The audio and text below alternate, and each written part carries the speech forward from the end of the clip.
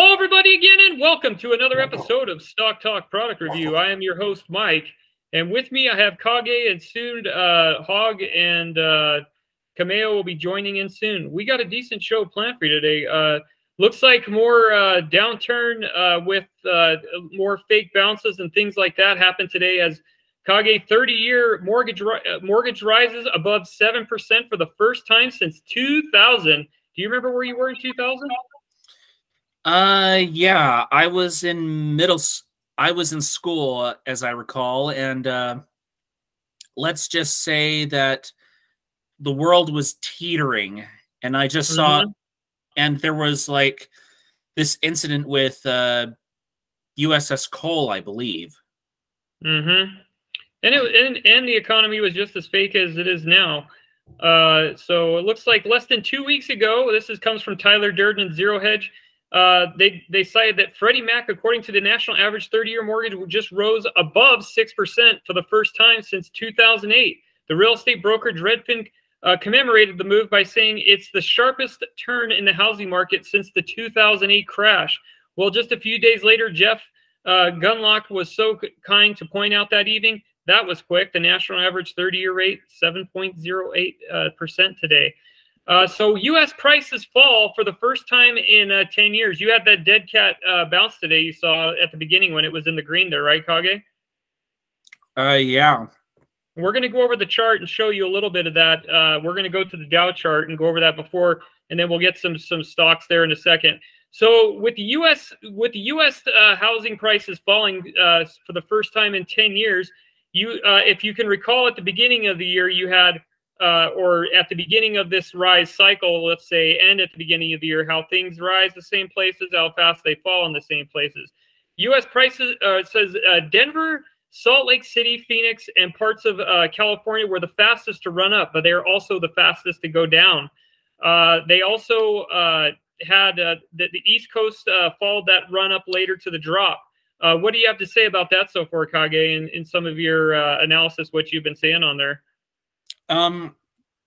Usually the West and like the Central West cities are probably the most important as far as like actual overall growth of the country in my eyes, because most of the trade from East to West passes through those cities mostly.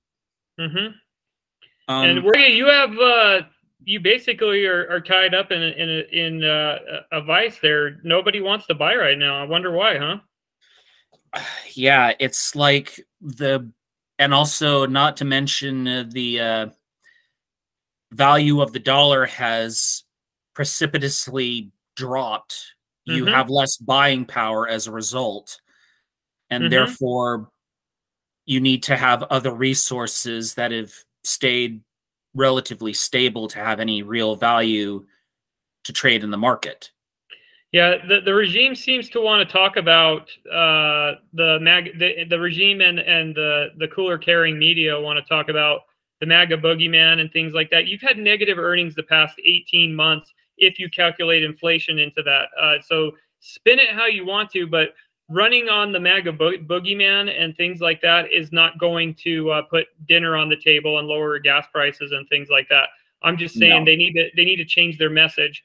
The market right here is showing us with the Dow Industrial Average that they are rebelling against that, and that they're panicked. The alphabet media is panicked, and they're panicked. So you've lost 1,706.68 points within the past week. That's 6.1 trillion of net worth. It's the biggest. It's the single most best in the last 6 months. That's the single most worst loss in history there. What do you have to say about that? Just culture does not always benefit One people and a in half the long years. run. Yeah. Yeah. I mean, the newest fad and everything will pass. Economic and traditional stability will always win out, no matter where. And honestly, I'm actually surprised people can actually screw things up in less time than actually building stuff up over time. Yeah, that is true. So we're at the highest we've ever been in 20 years on housing. And if you're going to go out there and vote for this and follow that, then it's to your own financial demise out there. Demise. I mean, you know, they need to get, these guys need to stop worrying about MAGA boogeyman and chasing that and start getting back to the how Clinton talked to people and things like that. And I'm not a cooler carrier for Clinton or anything or Obama, but they focused on issues and things like that with the economy. These guys are nowhere. There's so many fires to put out. They can't put out all the fires. They're just running around like chickens with their heads cut off. Yeah, I would agree with that sentiment. And also, there are people out there who vote for one politics anyway, just that one. But you have to think about things overall. I mean, is that one policy that you're voting for that one person that will give you what you want? Is that one policy going to fix everything else? Not in my book, no. It's probably not. Whether that's decreasing taxes or abortion rulings or people looking to demonize their political opponents for whatever reason, that's not necessarily going to put money and therefore value back into the pockets of the people who need it. And like I said, on today the regime and their talking point people on Morning Mika, they're just talking about the MAGA boogeyman again. And I'm like, how is that going to resonate to people to actually economically to put food on their table? You're 6 weeks away and you're still talking about the MAGA boogeyman. I mean, seriously. So you have the alphabet traders. I think it's the only thing that they might actually have to really talk on.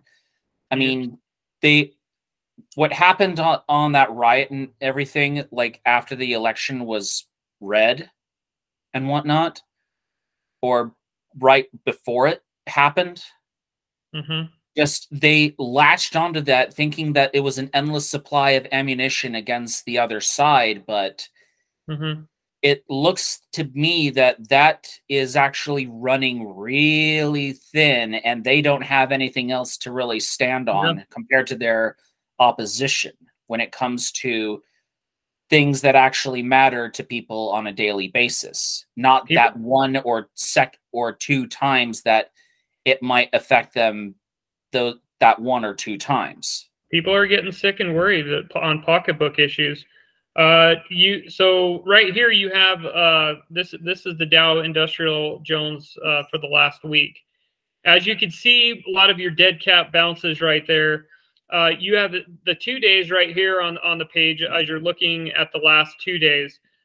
You have the middle cap up, bullish. People are buying on the dip. They had that buy on the dip philosophy, as you can see on the screen, where it goes up. And then another dead cat bounce there, Kage. It looks like a dead cat bounce on a flight of stairs, looks like. Yep. And it hasn't necessarily gone up substantially where it's actually climbing up stairs. Yeah, and the analysis coming from Peter Navaro is you can see that dip of that dead cat bounce is telling us right there that this is the makings of financial ruin. The economy, housing yield, government investment bonds, they're going down the crapper tank. So this is he's not going to be he was at the market retracted to 28 earlier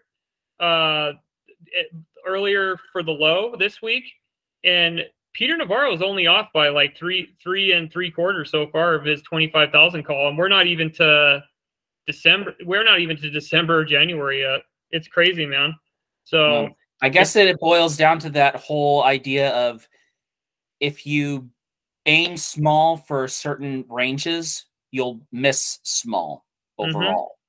And that's what I think more people need to be more concise about. I mean, sure, people have these wild predictions on the talking heads new media that it's going to come back. It's going to come back. Well, it will come back, but not under this current policy and leadership. Not Congress and the Fed have to work together fiscally to figure this problem out, because we're headed to a dangerous point where you don't want to head, and they got to figure it out fast. And I hopefully they can, but I don't think my guess is on them is not going to think it's going to happen. You know, I'm just not as optimistic. So you have a $1.5 trillion deficit with the borrowing rates. The deficit could be $1.2 trillion to pay that off. That's bigger than Social Security right there. Yeah, so anyone who's on Social Security right now or receiving a pension, that's not going to make ends meet anymore. Not in this current economic place we are in, or economic climate that we currently find ourselves in. Yep. So the Fed will continue to increase raising the rates, and people are still going to. I mean, obviously, you're going to get people. They have to do what they have to do to buy, but there's going to be lots of people that are like, dude, I'm not going to pay that payment. I'm just gonna batten down the hatches and just ride it out, however long this may be, and it could be 10 years for all we know. You know, it's this bad. Yeah. The question is, can most actually survive that amount of time without those basic economic ideals that, and soon enough, people are not going to be eating out. People are not going to be lending to any causes or anything, because everyone's too poor to really spare anything. It could all change in a blink, like you've already seen already.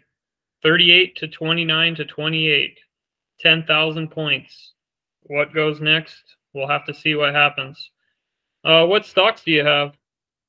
Guys, the first stock we have with Cameo is APRN.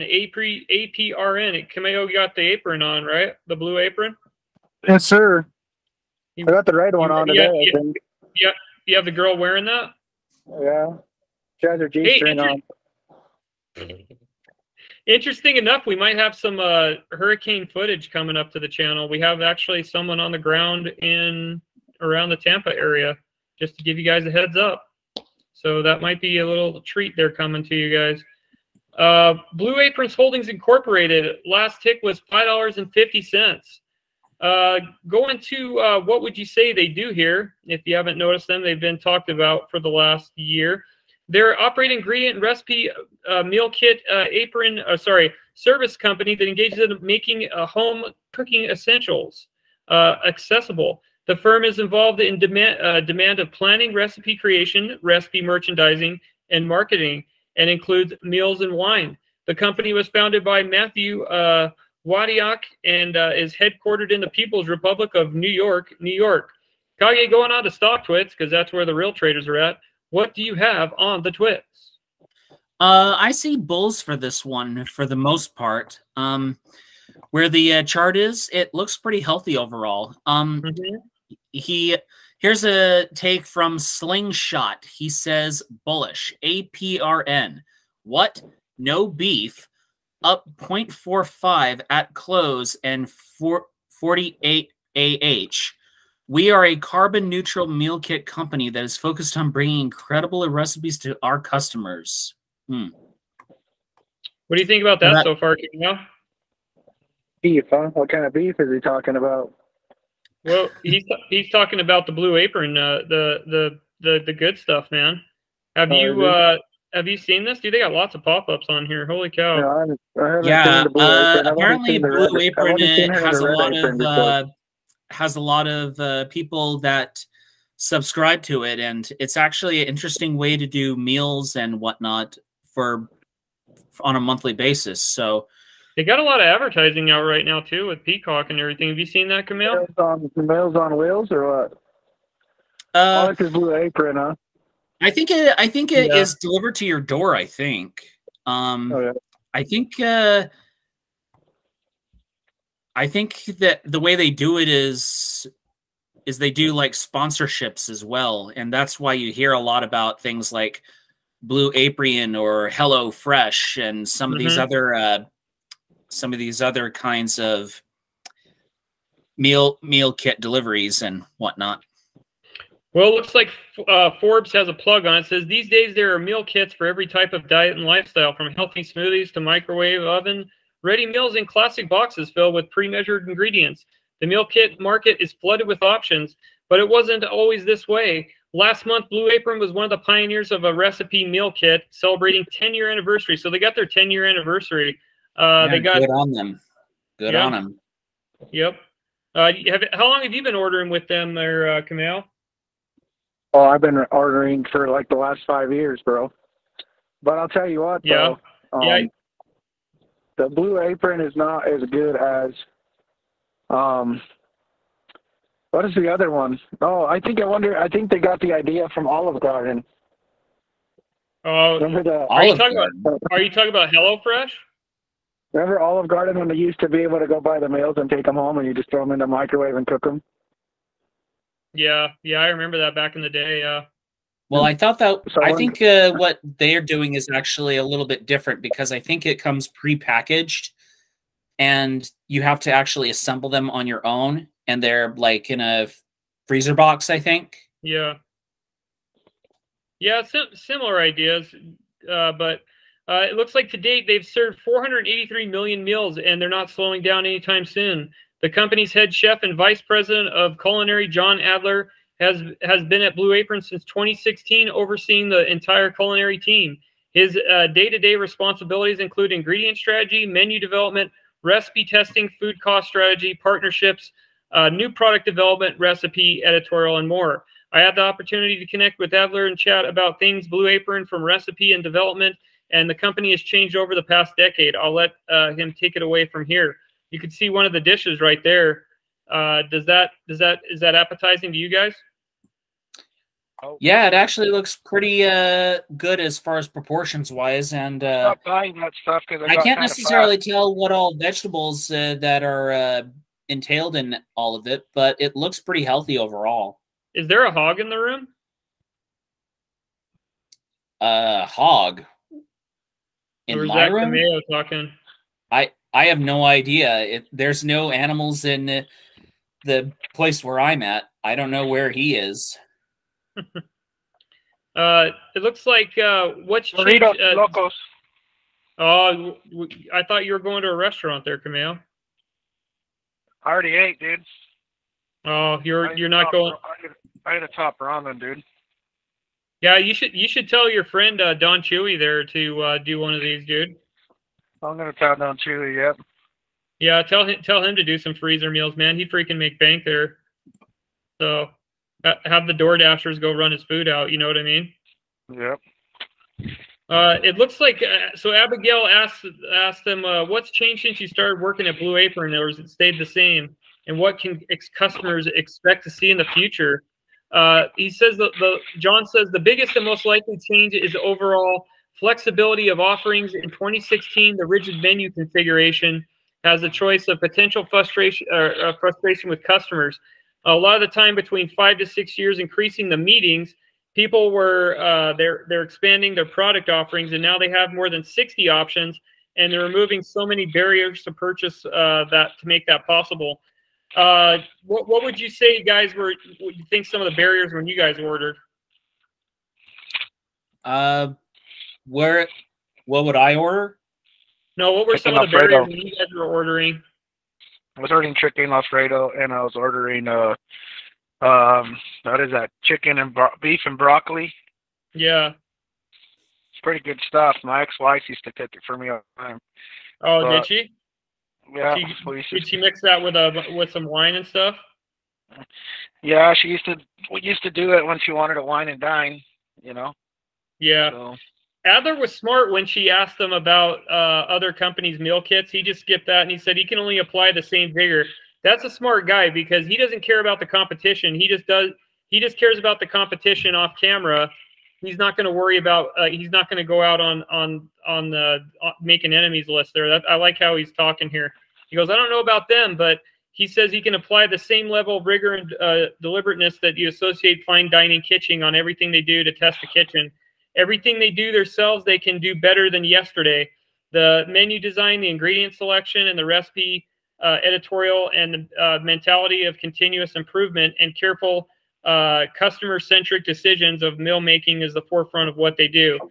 So we're not going to go through everything, but he says that 12 weeks for a recipe to go through ideation and making of the box. So there's something you guys got to know there right now. Is it takes 12 weeks for them to actually come up with the ideas for things like that. So that's pretty sweet. What do you get? There's the packages right there. Yeah, they look like high quality packages. There's like the label themselves, it looks really high quality. The noodles look legit, don't they, Camille? Yes, sir. They're actually pretty good. Like I said, I've had this stuff before. Have you had? So it looks like Adler's talking about the meatballs, rice. What is it? Rice and pepitas. All right, rice sorry. and pepitas. Yeah, and 3 cheese caramelized onion pizzas. They have the Korean rice case, spicy pork, glazed meatloaf. Lo would like that. Smoked Gouda and egg sandwiches. Count me out for that. That sounds gross. Sorry, but I just the customer favorites is the Kraft truffle, Fontina burgers, Calabrian shrimp, orzo, and zucchini, chorizo, enchiladas, hot honey glazed chicken, roast potatoes, green beans, pasta and pork, sausage, and broccolini. Just kidding, broccoli. You guys got anything to add on this one? Cutting out of Forbes or what? I mean, it sounds like high quality ingredients that they're working with. So interesting to see how they actually manage to procure all of it and how they assemble it. But yeah. So I think some of the news here was just with the 10-year anniversary, and they had the plug in Forbes and everything like that. Do you see any news? What are the real traders saying on the twits? The next stock we have is BB, Blackberry Ltd. Last tick was $4.96. Going to let's not go to the day chart here. Let's go to year to date, and we can't judge it too much because of the. This has actually been consistent. You can't take anything to 2021 because it was a different world, different time, different day, if you know what I mean. Going on to what would you say they do here if you've been under a rock the past several decades. They engage in intelligence security software and services to enterprises and governments. The firm leverages artificial intelligence, machine learning to deliver solutions in the areas of cybersecurity, safe to data privacy solutions, and focused on the areas of endpoint security, endpoint management, and encryption embedded systems. The company was founded by Michael, can't pronounce his name, you guys can try it, in 1984 and is headquartered in Waterloo, Canada. So guys, even though with the ups and downs, with just them saying with endpoint security, guys, that's not going to go away. So you're going to see, obviously they're not going to have the 2021 highs, but you know, things still have to correct themselves. But this it's not too bad. I don't think the chart's that terrible. What do you guys think? No, it's not. I think the chart is okay overall. It's definitely not where it was compared to where it was in November, but it's okay. But it's one of those step down kind of things, and it's still valued at $5.09 a share. So yeah, I'm not going to go by the website because the website looks too good. Going on to stock twits, because that's where the real trade is at. What do you have? What's the width on the twits there, dude? Bullish. Well, here's a take from It's My Island. He says bullish, BB. cheer up, my fellow BlackBerry shareholders. It's not like a major world pipeline got blown up and a week earlier you told the world you would take out that pipeline. Yeah. It's also not like Black in January, your State Department said one of the other pipelines would be taken out. Then it is also not like that woman who said that was a woman involved in the Ukraine coup and started a previous war. So sit back, grab some wine, know that BlackBerry has far less worries than you do actually. Yeah. Makes sense. Yeah. Sounds like someone is getting pretty ticked off at what's been happening there. And yeah, there are no conspiracies, but there are no coincidences, right, guys? Yes, sir.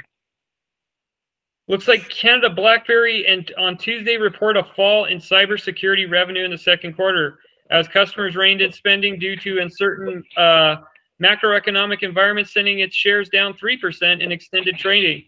Guys, we called this, what, a month ago or 2 or 3 months ago that earnings for big tech and things like that were down. Facebook is talking about layoffs. We're coming here. Did Hog get laid off too? No, Hog ain't laid off yet. Van Dusky's mom. Oh yeah, she was part of that layoff. Yeah, she did, and a bunch of other people we knew. Some of the senators that already laid off already. You're going to start seeing this trickle down, and then when this hits with an already struggling housing market, and then people start getting short on the mortgages, it is not going to look good. Mickey Mouse could win an election.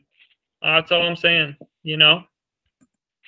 I was thinking for running for president. You know, you possibly, if you stood for something, you might win. You know, for any office, if you just stand for something, you might actually win for whatever office you want to run for, even dog catcher. So, because right now, it's not good out there. I think most people are tired of playing the game. I think most of them are just tired of the whole thing, and they're just, if no one's going to voice up with what I find good on my side, I'm going to go on to the other side, who will actually do. It's funny how back, what was it, 6 months ago and a year ago, year and a half ago, people were accusing us of being Ron Paul and all this stuff and everything, and never watched. I watched maybe two Ron Paul interviews, I think, in my entire life, but I was accused of carrying the cooler for that guy. So whatever. Their playbook of demonizing and dehumanizing the other side is not necessarily sticking anymore. They're your neighbors. They care about what happens in their communities and their country. I think Brandon said they're not necessarily willing to. Kage, you going to run for president? Is that the rumor? I would not like being president. Just come on, man. There's too much pressure on every side for me to really deal with. And to be quite honest, once you're president, you then have a lot of enemies. And to be quite honest, I don't have very many enemies because most of them are actually dead. So I thought you live in silence. Well, exactly. And that's the point. I don't necessarily have many enemies because most of them are dead. So you have seven. It looks like the revenue in the unit was falling 7.5 to 111 million from a year ago. The company said that the earnings call that the cyber segment revenue in the third quarter is expected to be flat year-over-year growth. So you're seeing the cybersecurity firm with this right here with Mortech, as well as other companies, it's hemorrhaging, causing a complete failure here, guys. This is like a complete shutdown failure, and that's what the Dow is telling us as well. That chart that we brought up, Camille, before you got here, is that the economy is sinking and it's retracting there. It includes QNX software. Automotive customers rose from 28% to 51 million as it signed up more customers. BlackBerry software is now embedded to 250 million vehicles worldwide and helps surge demand for electric vehicles connected to car technologies. The company had the global car makers of Ford, General Motors, Hyundai, and it's growing already strong, growing client list of BMW, Honda Motor, Mercedes-Benz, and Toyota Motor. BlackBerry in June said the deal to sell its patents primary to related to mobile devices, messaging, and wireless networking, $600 million to the special purpose that has been delayed. Total revenue fall was 4% to $168 million in the quarter ended August 31st, compared with a consensus of $166.7 million, according to IBS data from Refrences. Excluding the company posted a 5-cent loss per share narrative, which is basically pocket change of what it had there. What else do you have on the twits, Kage? How about this one from It Never Works For Me? He says, BB market will have a rough ride next couple of days. Apple going to crush any hope of a green day tomorrow. And I said earlier, if markets are red and with the momentum already in the negative, things will be massively magnified and go really wrong. So we haven't seen nothing yet. Pessimistic view, but yeah, we cover all views here on the show. Sorry, I wasn't laughing at his take. It was an excellent take. It's just, this was all preventable, man. We've been saying this for how long, guys? Very, very preventable. But who are we? We're just three people with a show. That's it. Just three people. We're not necessarily all clairvoyant about every single thing. I mean, I can't necessarily win every poker hand I get. I can't necessarily always determine when the rain's going to fall. If I did, I wouldn't necessarily be doing what I'm doing. Camilo, you got any thoughts about BlackBerry anymore? Nah. I mean, we all knew it was coming. We were warned and advised. The guy said it in his comment pretty much. Yeah. We warned at the beginning of the show, and then even before with Rudy, we warned before Rudy went to his basement. So, yep. Then Rudy was Gonzo, like Alonzo. He was Gonzo. So, I'm outro on the analysis on this one, and maybe we'll be doing Kawasaki review, more better things than a down economy sinking. So. Yeah, maybe we might be showing up tomorrow again, huh? There, Cameo and Kage. Yeah, hopefully. So, you guys got anything to add before we bounce? Just stay strong, keep your loved ones close, find good investments, and make smart choices. And stay safe and watch your wallet and watch out for the hurricane, huh? Yes, sir. And don't make it a dog show. Good night now. Good night.